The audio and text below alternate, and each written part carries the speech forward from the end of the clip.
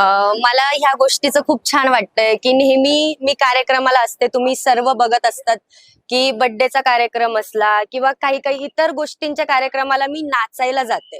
तर मी पहिल्यांदा मला पुस्तक वाचायला बोलवलंय, म्हणजे मी प्रत्येक ठिकाणी नाचायला मला बोलवतात. आज असं झालंय फर्स्ट टाइम की मी पुस्तक वाचण्यासाठी मला बोलवलंय.